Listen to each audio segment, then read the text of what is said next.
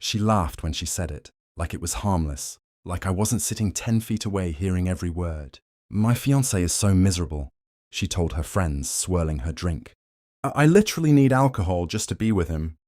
The table erupted. Glasses clinked. Someone whistled. And just like that, the person I was about to marry reduced me to a joke. I didn't move, didn't react. I just watched her, watched the ease in her smile, the comfort in her cruelty. This wasn't a bad day or a bad joke. This was who she was when she thought I wasn't important enough to notice. The music was loud, but her words cut through it cleanly, precise, intentional. I felt something shift, not anger, not heartbreak, clarity. In that moment, the wedding was already over. She just didn't know it yet. I wasn't always this quiet. There was a time I filled rooms, laughing too loud, saying too much, trying too hard to be seen. But life has a way of sanding people down. And somewhere between building a stable career and planning a wedding, I learned that silence often reveals more than noise ever could. Her name was Eleanor. We'd been together 3 years, engaged for 8 months. On the surface, we made sense. She was outgoing, magnetic, the kind of person people orbit around. I was steady, predictable. The one who made sure everything actually worked behind the scenes. At least that's how it started. Over time, I became the background, the driver, the bill payer, the one who wouldn't mind. She'd joke about my clothes, my routines, my boring personality in front of friends, always followed by a quick smile like it softened the blow.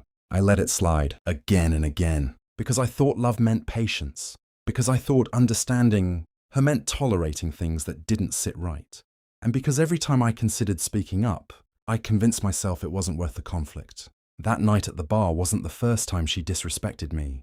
It was just the first time she made it impossible to ignore. It hadn't started with something that obvious. It never does. It was quieter than that. Small, almost forgettable moments that only felt sharp when you lined them up side by side. At dinners, she'd correct me mid-sentence. Not rudely, just enough to shift attention back to herself. A soft, "That's not exactly how it happened," followed by a better version of the story where she sounded brighter, sharper, and I faded a little more. With her friends, I became a prop. "He's the responsible one," she'd say, patting my arm like I was a well-trained habit instead of a person. They'd smile at me politely, then turn back to her, conversations flowing around me like I wasn't fully there. Even in private, it crept in. A sigh when I suggested a quiet night instead of another crowded party. A half smile when I talked about work, like it was something to tolerate, not respect. She never raised her voice. She didn't need to. It was in the pauses, the way she'd glance at her phone while I was speaking, the way she'd say "you're sweet" instead of "you're right." Individually, none of it felt worth confronting. Together, it built something heavier, something I carried without realizing, until it finally became too loud to ignore. I didn't confront her that night. I paid the bill, nodded at her friends, and drove her home like nothing had changed. She talked the entire way about the music, the people, how fun it had been. Not once did she wonder why I'd gone quiet. That was the confirmation I needed. The next morning, sunlight filled the apartment we had picked together. Her taste in everything. My name on the lease. She stood in the kitchen, scrolling through her phone, still in yesterday's ease. Like the version of me she mocked was the only one that existed. "Do you remember what you said last night?" I asked. She looked up, confused for a second, then shrugged. "I was joking. Don't be sensitive." No apology, no pause, just dismissal. That was the moment. Not loud, not dramatic, just final. I nodded once like I understood something I should have realized a long time ago. Then I walked past her, opened my laptop, and began cancelling everything. Venue, catering, deposits. Each confirmation email felt less like loss and more like correction. She didn't notice at first, but I did. For the first time in a long time, I wasn't waiting to be respected. I was acting like I already deserved it. I didn't rush. Emotion makes people sloppy, and I had no intention of giving her a scene she could twist into sympathy. So I moved carefully, quietly, like someone closing accounts. Not starting a war. The car was in my name, paid off 6 months ago. I found the documents, scanned them, backed them up. Insurance, mine. Registration, mine. Simple. The apartment lease, also mine. She had moved in, but never signed.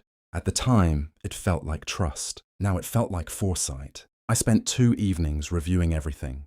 Contracts, deposits, shared expenses. I work in finance.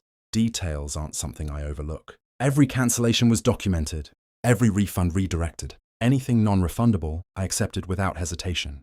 Peace has a cost. I could afford it. Then I opened a fresh document and wrote it all out. What was hers? What was mine? And what would no longer be shared? No accusations. No emotion. Just facts. I arranged for my things to be moved while she was at work. Not everything, just what mattered. By the time she noticed the empty spaces, the decision wouldn't be a conversation. It would be a conclusion. I chose a Tuesday.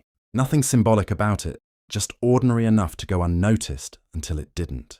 She left for work at 8:12, coffee in hand, barely glancing back. I watched the door close, waited a full minute, then started moving. The apartment echoed in a way it never had before. Drawers sliding shut, hangers slipping free, the soft thud of boxes sealing decisions in place. By noon, my side of the closet was empty. By 2, the living room had shifted, subtly but enough. The spaces where I used to exist were clean now, like I had already been edited out. At 3:17, I sent the email. No anger, no blame. Just the document, clear, structured, final. The wedding was cancelled. The car would be picked up. The lease remained mine. Her things could be collected by the end of the week. She called immediately. I let it ring. Then came the messages. Confusion first, then disbelief. Then something sharper when she realized this wasn't a reaction. It was a decision. At 6:04, I heard the key at the door. She stepped inside, expecting a conversation. Instead, she walked into the quiet aftermath of one. She stood in the doorway longer than I expected. Like the room might rearrange itself if she waited. "This is insane," she said finally, her voice thinner than I'd ever heard it. Not angry, unsteady. I didn't argue. There was nothing left to negotiate. Words spread faster than I thought it would. Not from me. I hadn't told anyone, but silence has a way of forcing people to fill in the blanks. Her friends, the same ones who laughed that night, started reaching out. Careful messages, vague questions. The tone had shifted. Without the jokes, without the audience, her version of me didn't hold up as well. A few mutual friends pulled back from her, not dramatically, just enough to notice. Invitations slowed. Conversations cooled. People pay attention. When someone walks away without noise, it makes them wonder what they missed. She tried to frame it as me overreacting, sensitive, cold. But consistency matters. And over time, her words started to sound like excuses instead of truth. For me, the stakes weren't just the relationship. It was something quieter, self-respect, the kind you either protect or slowly trade away. If I had stayed, I would have confirmed every small insult she ever made. Leaving didn't just end the relationship, it corrected the story. It's quieter now, not the heavy kind of silence I used to carry, where words sat unspoken and moments passed half-lived. This is different, intentional, steady, the kind of quiet that doesn't ask for permission to exist. I moved into a smaller place across the city. Nothing impressive, but entirely mine. Mornings feel clearer here. I make coffee without commentary, sit by the window without interruption, and for the first time in a long while, I don't feel like I'm being observed or evaluated. People have asked if I regret how it ended. I don't, because the truth is, it didn't end that Tuesday. It ended the moment respect left the room and I finally chose not to follow it out. Work has been good. Focus comes easier when you're not carrying someone else's perception of you. I've started saying no without explaining, speaking without softening everything, existing without shrinking. There's no dramatic victory in any of this, just alignment. And maybe that's what matters most, realizing that peace isn't something you find in another person. It's something you protect the moment you recognize your worth and refuse to negotiate it ever again.